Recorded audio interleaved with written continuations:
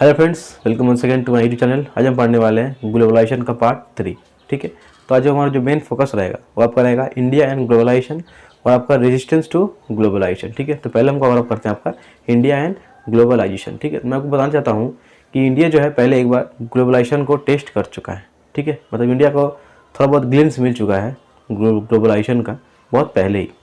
ठीक है, technological innovation जब मैंने बोलूँगा जब नहीं था, टेक्नोलॉजिकल इनोवेशन था लेकिन उतना ज़्यादा नहीं था। ठीक है, उस टाइम पे जो है आपका इंडिया का थोड़ा बहुत जो है इसका टेस्ट मिल चुका है। किसका टेस्ट? ग्लोबलाइजेशन का टेस्ट। ठीक है, कैसे मिला है आपको? उस टाइम पे जो ब्रिटिश गवर्नमेंट था उसने जो है हमारे इंडिया को अपना कॉलोनी बनाया था।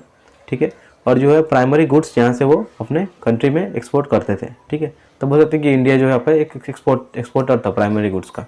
ठीक है, इंडिया था नहीं, इंडिया को ज़बरदस्ती बनाया गया था। कौन बनाया था आपका? जो ब्रिटिश गवर्नमेंट थे। ठीक है, उन्होंने जो है बनाया था, ऐसा सही है।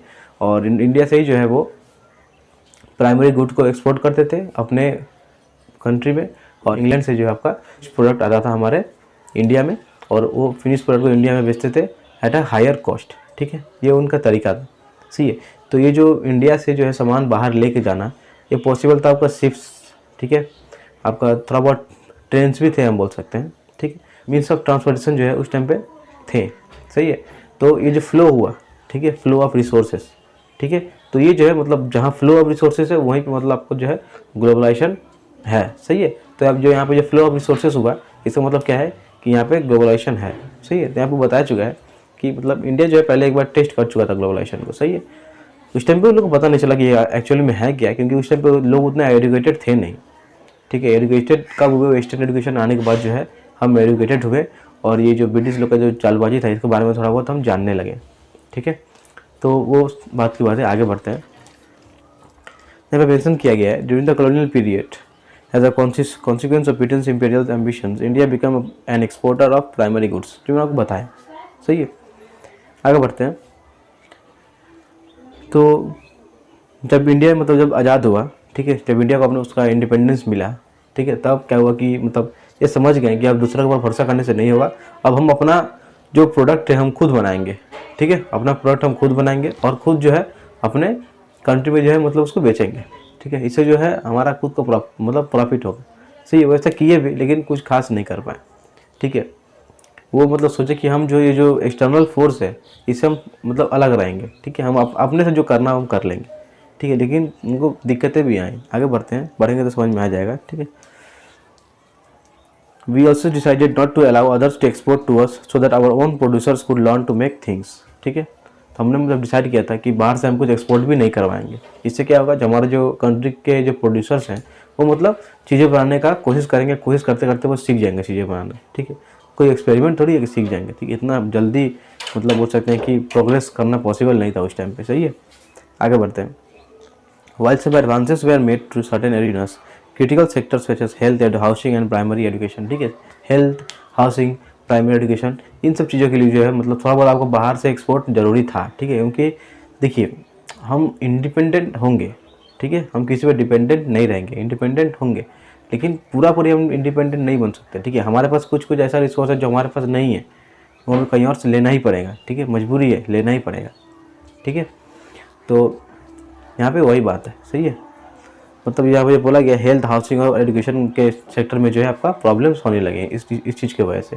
सही है, फिर आपको 1991 का जो क्राइसिस हुआ था, ठीक है, फाइनेंशियल क्राइसिस, उसके बाद जो है इन्होंने अपना जो इकोनॉमिक जो रूल्स एंड रेगुलेशन था उसको जो है वो लोग अपना रिफॉर्म किया, थोड़ा चेंज किया। ठीक है, हमारा इंडियन गवर्नमेंट जो है इन सबको थोड़ा चेंज करने लगे। ठीक है, जो इकोनॉमिक जितने भी रूल्स रेगुलेशंस थे मतलब सब में जो है रिफॉर्म आने लगा है। ठीक है, तो उससे भी कुछ खास फ़र्क नहीं पड़ा। ठीक है, आज भी वो है और चेंज पे चेंज होते जा रहे हैं। ठीक है, मतलब एक एक्सपेरिमेंट टाइप का किया जा रहा है कि कुछ बेटर बाहर निकल जाए। ठीक है, देखते हैं, let's hope for the best. आगे बढ़ते हैं। यहाँ पे एक चीज़ और क्लियर किया गया है। ठीक है, the ultimate test is not high growth rates as making sure that the benefits of growth are shared so that everyone is better off, मतलब जो ग्रोथ का बेनिफिट है वो सबको मिले। ठीक है, जो ग्रोथ का बेनिफिट है वो सबको आपको मिले। ठीक है, इक्वल डिस्ट्रीब्यूशन हो बेनिफिट का। सही है, आगे बढ़ते हैं। आपका रेजिस्टेंस टू ग्लोबलाइजेशन, ठीक है, सिंपल सा बात है, रेजिस्टेंस तो मिलेगा ही, क्योंकि ग्लोबलाइजेशन की वजह से जो बहुत सारा आपका प्रॉब्लम्स भी आ रहे हैं। ठीक है, मैंने जो प्रीवियस क्लास में हमने पढ़ा था कि ग्लोबलाइजेशन की वजह से जो है आपका स्टेट का कैपेसिटी कमते जा रहा है, ठीक है। Reduction in the capacity of the state to make decisions, ठीक है। इसलिए हम पार्ट 2 में जो हमने ये पढ़ा था, ठीक है। ऊपर लिंक फ्लैश हो रहा होगा, आप उसको देख सकते हैं, सही है। आगे बढ़ते हैं। यहाँ पे क्या बताया गया कि ग्लोबलाइजेशन का मतलब क्रिटिसिज्म भी बहुत लोग किए हैं, ठीक है, कि ग्लोबलाइजेशन सही नहीं है, इससे जो है नेगेटिविटी स्प्रेड होगा, जो अमीर है वो और अमीर बनते जाएंगे, जो गरीब है और गरीब बनते जाएंगे, ठीक है। मतलब सबको बेनिफिट नहीं मिलेगा ग्लोबलाइजेशन से, ठीक है। इसको जो है पार्ट 2 में हमने पढ़ा है, आप प्लीज़ उसको जो है थोड़ा देख लीजिएगा पार्ट 2 को, सही है। आगे बढ़ते हैं। Those on the left argue that contemporary globalization represents a particular phase of global capitalism that makes the rich richer and poor poorer। जो मैंने आपको बताया, जो गरीब है वो और गरीब बनते जाएंगे, जो अमीर है वो और अमीर बनते जाएंगे ग्लोबलाइजेशन की वजह से, ठीक है। ग्लोबलाइजेशन आपको सर्व कर रहा है बट इक्वली सर्व नहीं कर रहा है, ठीक है। आगे बढ़ते हैं। Critics of globalization from the political right, ये आपका लेफ्ट का बोलना था, लेफ्ट फ्रंट का क्या बोलना था, मतलब बेसिकली दो ग्रुप बोला जा रहा है, ठीक है, लेफ्ट और राइट। तो लेफ्ट को क्या बोलना था, जो अमीर है अमीर बनते जाएंगे, जो गरीब है वो गरीब बनते जाएंगे, ठीक है, वो लेफ्ट का बोल रहा था। राइट क्या बोल रहा है, राइट आपका इकोनॉमिक, पॉलिटिकल और कल्चरल तीनों सेंस को लेके बोल रहा है, ठीक है। राइट जो है आपका पॉलिटिकल, इकोनॉमिक और कल्चरल तीनों सेंस में बोल रहा है, ठीक है। राइट जो आपका इन तीनों सेंस में बात कर रहा है, सही है। पॉलिटिकल में क्या बोल रहा है कि स्टेट का कैपेसिटी आपका कमते जा रहा है, गवर्नमेंट का अंडर जो पीपल है उनको जो है वो मतलब उनको उनके बेनिफिट के लिए कुछ कर नहीं पा रहा है, ठीक है। राइट फ्रंट का लोग वो बोलना है पॉलिटिकल में। इकोनॉमिक में क्या बोलना है कि जो है कुछ इकोनॉमिक सेक्टर जो है हमें खुद अपने हाथ से कंट्रोल करना चाहिए, ठीक है, हमें इंडिविजुअल कंट्रोल देना चाहिए, ठीक है। अगर सब हम कंपनीज को, फैक्ट्रीज को दे देंगे तो हमारे हाथ में क्या रह जाएगा, कुछ इकोनॉमिक जो है, इकोनॉमिक प्रॉस्पेरिटी जो है हमें अपने हाथ में लेना चाहिए, ठीक है। अब राइट का बोलना है इकोनॉमिक स्पेयर में, देखिए यहाँ पे मेंशन किया गया, economically they want a return to self reliance and protectionism. Self reliance मतलब कुछ जो है इकोनॉमिक स्पेयर हमें हमारे हाथ में दो, ठीक है, ताकि हम सिक्योर रहें, हमें कोई खतरा ना हो, ठीक है। आपका इकोनॉमिक टर्म्स में हो गया। अगर कल्चरल में क्या हुआ कि हम जो है बाहर के ट्रेडिशन को कॉपी करते जा रहे हैं, ठीक, इसके वजह से जो है हम अपना जो है कल्चर उसको हम भूल जाएंगे, ठीक है, हम हमारा अपना जो संस्कृति है उसको हम भूल जाएंगे, ठीक है। ऐसा ना हो इसीलिए लोग मन में डर बना हुआ है, ठीक है, इसीलिए आपका रेजिस्टेंस आ रहा है ग्लोबलाइजेशन को, सही है। देखिए यहाँ पे क्या लिखा गया, culturally they are what it the traditional culture will be harmed and people will lose their age old values and ways, ठीक है। जो ट्रेडिशनल कस्टम है उसको मतलब बोल सकते हैं कि हानि पहुंचेगा ग्लोबलाइजेशन के वजह से, ठीक है, क्योंकि हम western ideas and western thoughts, western dressing को जो हम कॉपी जो है करते जा रहे हैं, ठीक है, उसको जो कॉपी करते जा रहे हैं, ठीक है, इसकी वजह से जो है हम अपना जो संस्कृति है उसको भूल जा रहे हैं, ठीक है। तो इसको जो है बंद करना पड़ेगा, इसीलिए जो रेजिस्टेंस आ रहा है, ठीक है, हम पढ़ ही रहे हैं आपका रेजिस्टेंस टू ग्लोबलाइजेशन, सही है। It is important to note here that anti-globalization movements too participate in global networks, allying with those who feel like them in other countries. Many anti-globalization movements are not opposed to the idea of globalization per se as much as they are opposed to a specific program of globalization, which they see as a form of imperialism. ठीक है।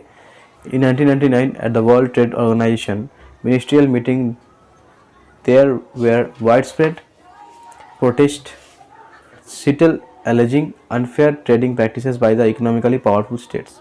It was argued that the interests of the developing world were not given sufficient importance in the evolving global economic system. अब देखिए जो protest क्यों हो रहा है, लोग विवाद क्यों कर रहे हैं, उनका स्पेसिफिक रीजंस भी है, रीजन यहाँ पे बताया गया, ठीक है। आपका जो वर्ल्ड ट्रेड ऑर्गेनाइजेशन का एक मीटिंग हुआ था, वहाँ पे जो है इस चीज़ को डिस्क्लोज किया गया था कि डेवलपिंग कंट्रीज़ का जो डिमांड है उसको जो है वो लोग नहीं देख रहे हैं, ठीक है, उसको नहीं देखा जा रहा है, बल्कि जो डेवलप्ड कंट्रीज है उनके डिमांड को फुलफिल किया जा रहा है, ठीक है। तो ये मतलब बोला गया कि एक टाइप से जो है मतलब ये क्या बोल सकते हैं, एक्सप्लॉयटेशन हुआ था, ऐसा हम बोल सकते हैं, सही है। देखिए unfair trading practices by the economically powerful states, जो इकोनॉमिकली पावरफुल स्टेट्स हैं वो जो है मतलब तरीका अपना रहे हैं, जो मतलब बोल सकते हैं गलत तरीका अपना रहे हैं, या फिर अनफेयर मीन्स ऑफ ट्रेडिंग हम बोल सकते हैं, सही है। उसको की वजह से जो है आपका प्रोटेस्ट हुआ था कि जो डेवलपिंग कंट्रीज है उनको हो सकते हैं कि रिप्रेजेंटेशन नहीं मिल रहा है, बल्कि जो डेवलप कंट्रीज है, अभी जो डेवलप्ड पावरफुल स्टेट्स हैं वो जो है अपना मनमर्जी कर रहे हैं, सही है, ऐसा यहाँ बताया गया है। The World Social Forum (WSF) is another global platform which brings together a wide coalition composed of human rights activities, environmentalists, labor, youth and women activists opposed to neoliberal globalization. The first WSF meeting was organized in Porto Alegre, Brazil in 2001. First meeting कब हुआ था आपका? 2001 में हुआ था. कहाँ पे हुआ था? पोर्टो एलेग्रे, ब्राज़ील में. ठीक है. The fourth WSF meeting was held इन मुंबई 2004 में. ठीक है. जो फोर्थ मीटिंग था WSF का वो आपका मुंबई में हुआ था इन 2004. सही है. The seventh WSF meeting was held in Nairobi, Kenya in January 2007. ठीक है. ये सब आपका इंपॉर्टेंट डेट्स है. आप जनरल नॉलेज के लिए इसको आप लिख सकते हैं. सही है. तो ये आपका था resistance to globalization, India and resistance to globalization, जो पार्ट 4 में हम कवर अप कर देंगे. और नेक्स्ट टाइम हमेशा बोलता हूँ, आज ही बोलूँगा. ठीक है. जितना हो सके उतना लाइक, शेयर, सब्सक्राइब, कमेंट जरूर कीजिएगा. वीडियो को जितना हो सके उतना शेयर कीजिए. सही है. We will meet in the next class. So bye for today.